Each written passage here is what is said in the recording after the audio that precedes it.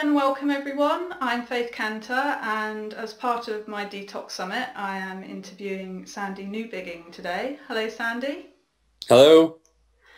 Sandy is a meditation teacher, a coach, a mentor, a Hay House author, but you also, well, you've written 10 books, is that right? I just submitted the manuscript for my 10th book to Hay House, yeah, so it's yeah, double numbers. Who would have thunk Yeah, it? well done. Thank you. And you run retreats and workshops and all sorts of training all over the world, don't you? Not just in the UK. Yes, I've been very fortunate, very lucky, yeah. And I don't know, are you anything else? That's fine. No, that's a lovely introduction. Let's yeah, Okay. thank you. Um, I'm really pleased that you've joined us today because I know from my own personal experience you really sort of turned my own meditation practice around, whether you realised it or not. um, if I'm honest, when I saw that there was another meditation speaker at one of the Hay House event that I first saw you at, I thought, oh, I don't know if I can be bothered to watch that. And I was so glad that I did because I meditated for years and I found it a great help for my own mental and physical well-being. And but I'd realised I got quite stagnant with it, and it become almost a chore. Mm, And I think I felt quite sort of withdrawn, sort of quite enclosed as well, not very connected. mm. And you took us through a meditation whilst you were doing this talk, and afterwards it was amazing. It made me feel connected and expanded, just bigger than this sort of just closed in that I'd become from, I guess, Yeah, years of ill health and things like that. yeah. And It's amazing to experience ourselves beyond the confines of our physical body. Yeah, yeah. So I'm really pleased that you've agreed to be part of this summit, and My hopefully pleasure. all the you can share some of your knowledge and guidance with us. I mean, how did you find yourself doing what you're doing? I mean, where did this come from? I've always wanted this lifetime to matter. When I take my final breath, I want to know that I did what I came here to do. And it doesn't. I don't mean to sound very negative, starting with time of death, but I've always had this sense that this lifetime is finite, and I've also had this sense that there's something to do, and there's something that I can be of use for. And nothing lights me up more than writing and being of service and being like a conduit for fresh ideas. Now, it doesn't necessarily need to be new ideas, but said in a fresh way is what I like to do. And so I started off with life coaching, then went into NLP, time therapy, EFT, and all the other things like that. And I found that they weren't really, they were giving me kind of ideas here and there, but there wasn't like this one kind of course I found that was actually delivering what I kind of naturally wanted to do. And so then there's a point where I just had to kind of empower myself in a way and go, you know what, I feel drawn to do it this way. And that way ended up being useful and transferable. And then I created Academy where I started training people in my methods. And so I've got the Mind Detox method, Mind Calm method, and now Body Calm meditation as well. So really, it's just come out of a natural thing, which I think some people have. That a lot of humans have this desire to make a difference, and so this is just the way that I am hoping to try to do that. And if my journey changes at sometime in the future, then so be it. But so far, it's been about writing books and talking about what I've written. And you, like you said, you've actually come up with several of your own sort of techniques, haven't you? Like the mind detox and mind calm and body calm. Mhm. So they've just come from sort of not finding what you Well, wanted out there, or Well, basically, I don't want to make out that I'm like kind of some sort of always happy person that I've always been sorted. I've obviously got into this as well because I've had an emotionally tricky life, My life in the external, people would say, has been fortunate, but internally, I was emotionally struggling a lot. And so I've also been motivated, not just from the saintly way of, just wanting to help and serve the humanity, but I've also got into this because I could be lonely in a room full of people. I felt this underlying angst the entire time, whatever was going on. And one really core moment for me was when I actually went to Paradise. It was literally, white sandy beaches, crystal clear waters, sunshine, beach hut front, beachfront property. And I think I suffered more that week than ever before with because and that was what made it really showed me one of the many times that I was shown in this lifetime that, you know what, it's an inner game. We can work hard to try to fix, change, and improve our relationships, our homes, our hobbies, our careers, our bank balances, and fill our life with loads of stuff. But ultimately, if we haven't got stillness and space and peace within ourselves, then there's just no point because we're not going to get to enjoy it anyway. And so about 8 years ago, that was when my life really my attitude towards life really changed. And I realized, you know what, life is an inner game.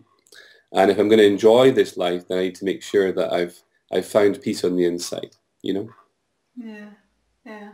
I think a lot of people these days, they do feel this underlying anxiety and stress, and we've got to be better and have more, and Yeah, it's never enough. We're never enough. exactly. And I think your work sort of really helps it's not that you don't feel that anymore, it just doesn't become, it's not important to us. You just feel more sort of harmonious, I guess. You're conscious of it when it's happening, and you can, and the tools and techniques that I share, you can then make a choice for something else. That's ultimately what we have at our disposal,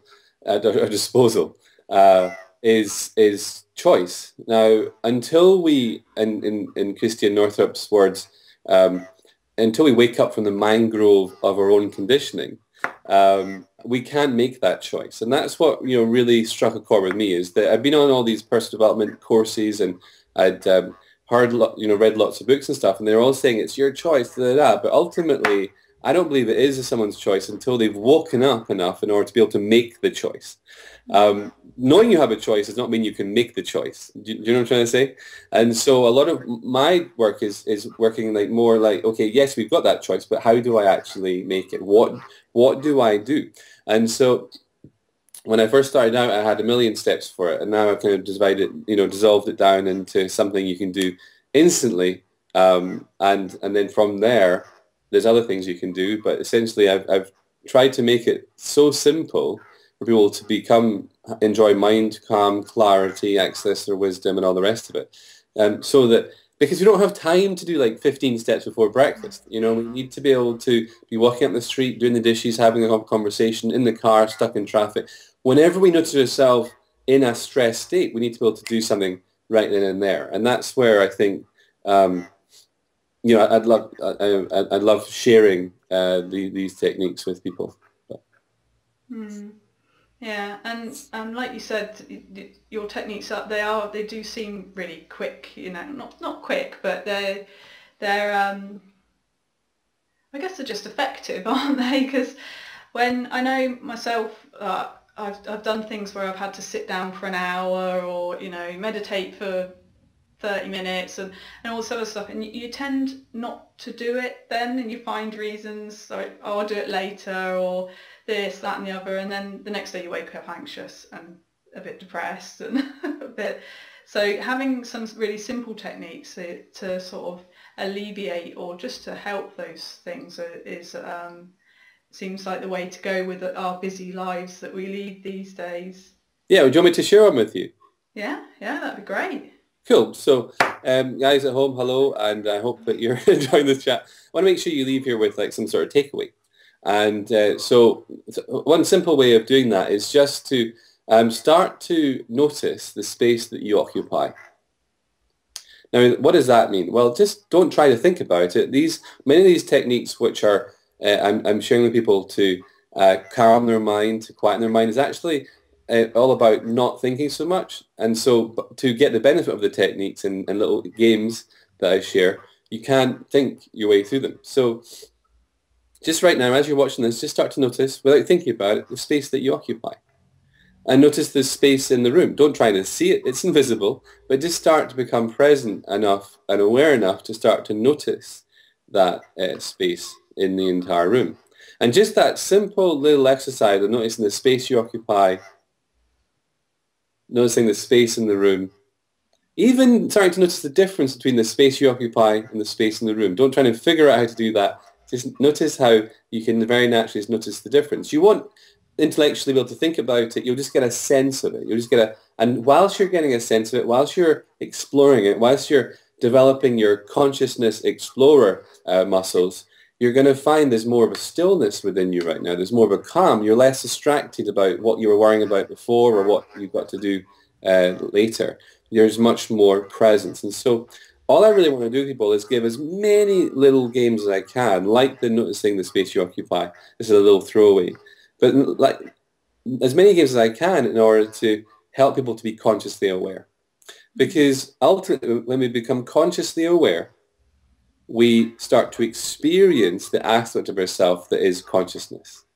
And that aspect of ourself that's consciousness has been talked about by many different sages, many different spiritual teachers for as long as people have been talking about truth and reality.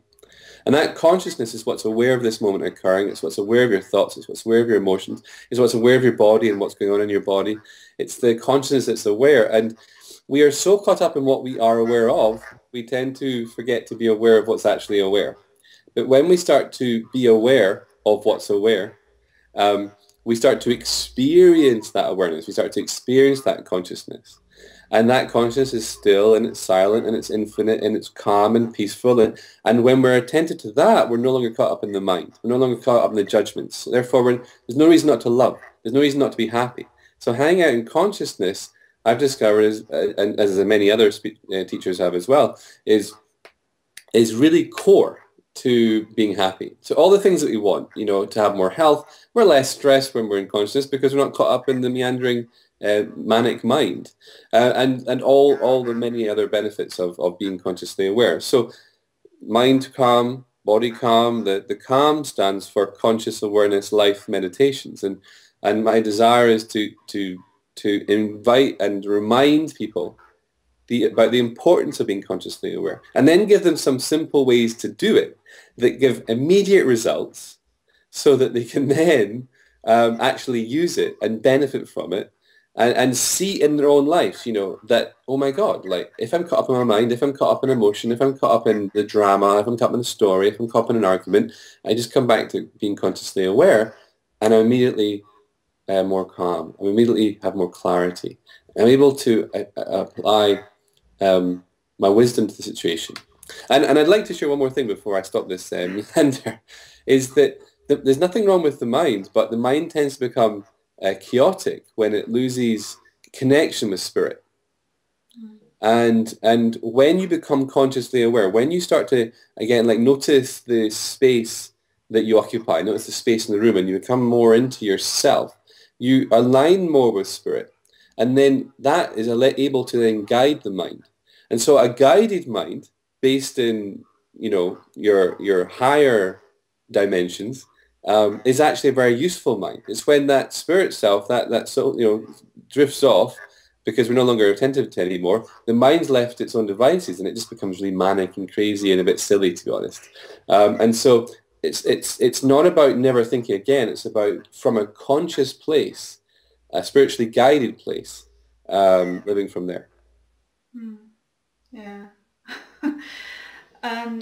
Obviously we've discussed that it helps with the stress and the anxiety you've mentioned, and when you're in the argument or the moment or whatever it is, but it also has an effect on the body as well, doesn't it? Which I guess is what your new book is more about, is that when we do address sort of, as I would put it, toxicity of mind and stuff, it helps with toxicity of body, doesn't it? Oh, for sure. I mean, the mind and body are connected. The mind and body are, the mind's listening to the body's listening to the mind. The body is a very faithful servant, and it's wanting to constantly adapt in order to help you to survive. And so if you are constantly thinking and worrying about worst case scenarios and things that really concern you, your body is going to adapt to try to survive that scary situation or potential threat.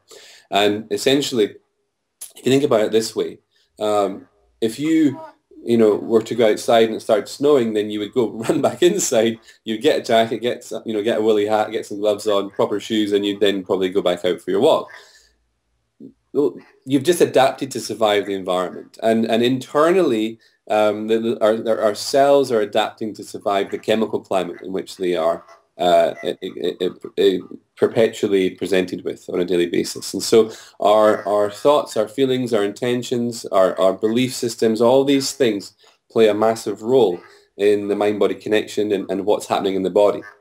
And essentially what's been found, and this is quite common research now, is that the body doesn't know the difference between what's real and imagined. When we are imagining things, the same chemicals are being released, the same parts of the brain are being stimulated than if it's actually happening in reality. And so what I believe is it's not really even the tricky events in our life that potentially cause us physical conditions, but it's the perpetual thinking about them that actually over time leads the body to adapt to survive all that difficult traumatic thinking. So very much so. When I come to helping people to help their bodies, I've got a very, very short motto. I think it's like 6 words.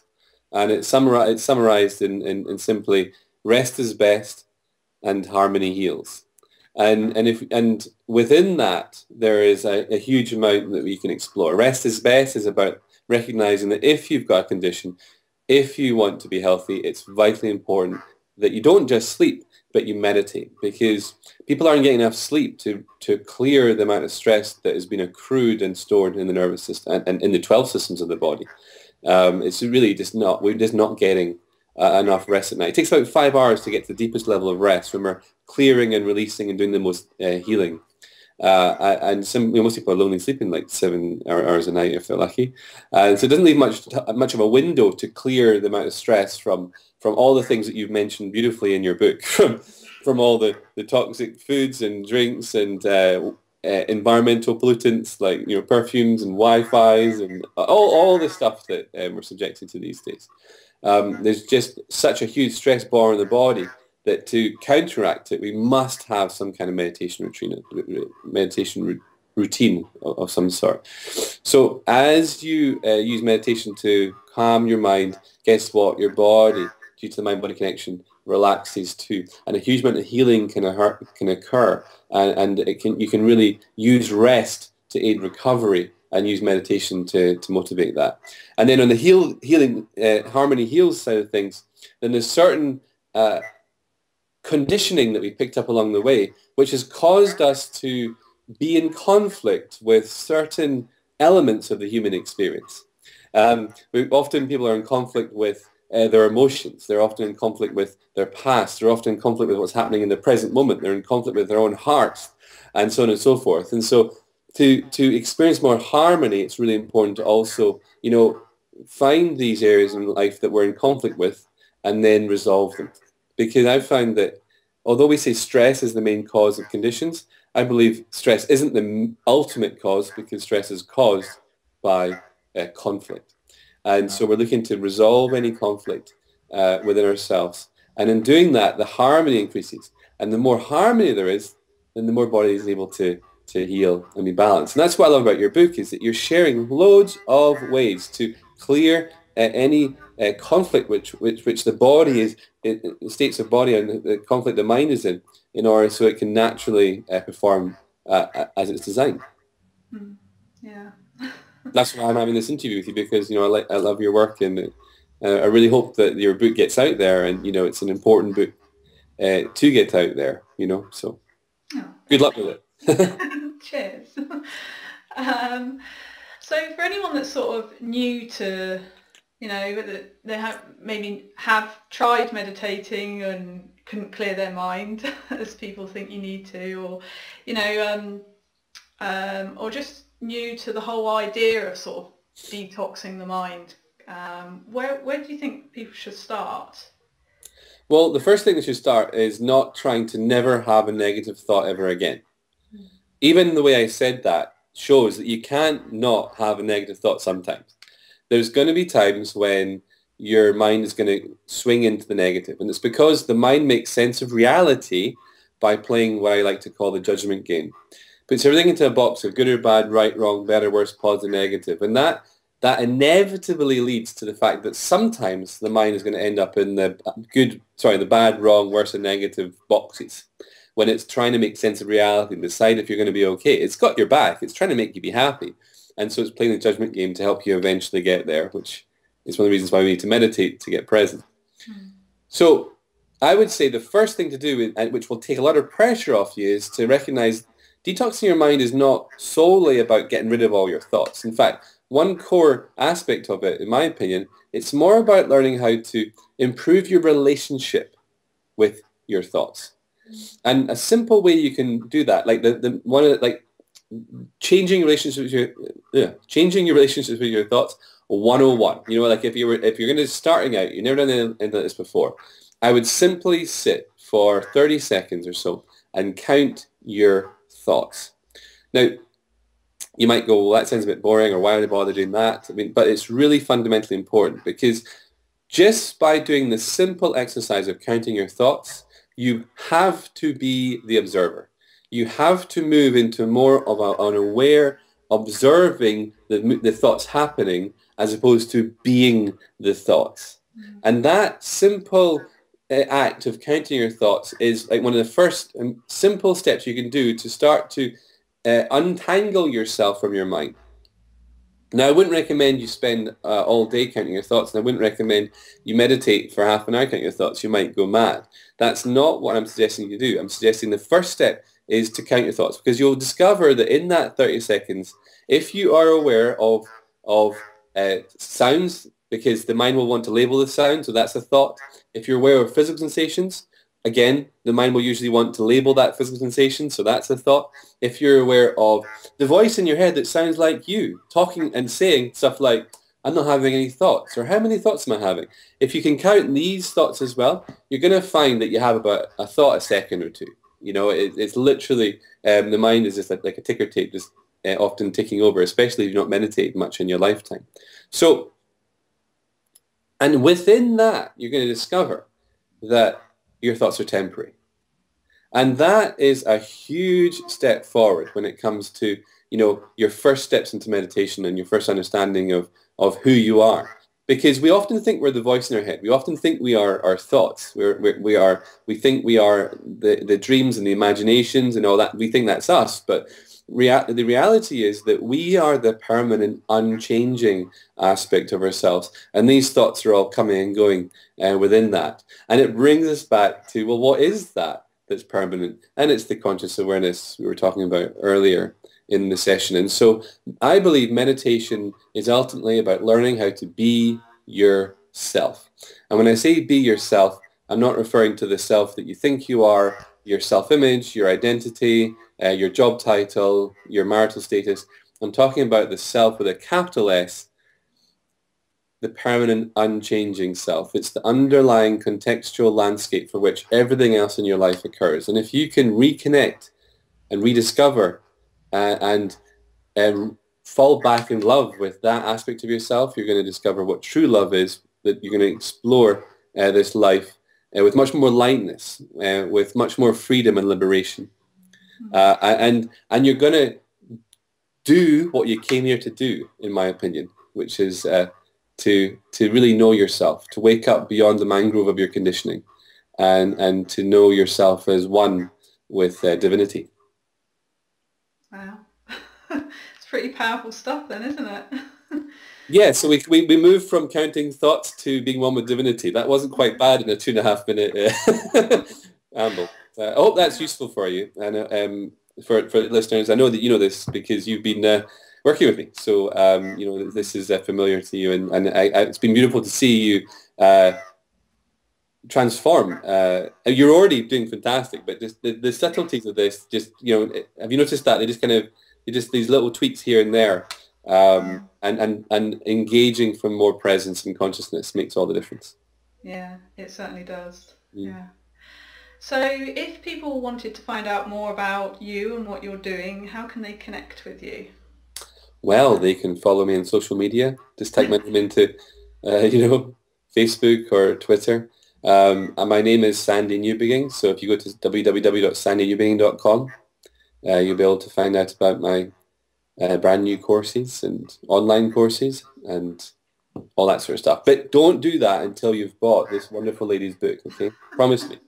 But yeah, do want do feel free to pop by my place, my website. I mean, at some point as And well. just knock on your door. Yeah, Um, you do, which I've actually done myself, is on your website you have some sort of short level 1 courses of your mind detox, mind calm and body calm as well, don't you?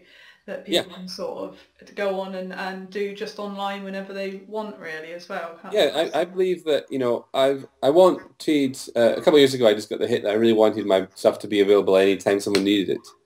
Sometimes people are watching this at 2 in the morning and they need some help right now. They don't want to wait 6 weeks for a workshop, or they yeah. just physically can't get to a workshop due to having kids or financial restraints or work limits on their holidays and things like that. And I understand you probably want to use a holiday to go on holiday as opposed to go on a course. So listen, so I put a lot of my content online, so you can get access to it immediately, and you have access to it infinitely, indefinitely. So you can come back to it when there'll be times when you've heard enough for now and you want to come back later, and so there's no deadlines for having to get through the material or anything. So yeah, there are all the materials on there. So thanks for highlighting that. I was trying to be all subtle about it, but yeah, do the online courses. I think the feedback is that they're very life changing.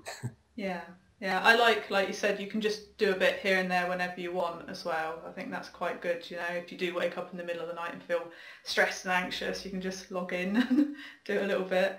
But Exactly. also the other thing I did want to mention that I found really helpful and that other people might is your Oh, CD.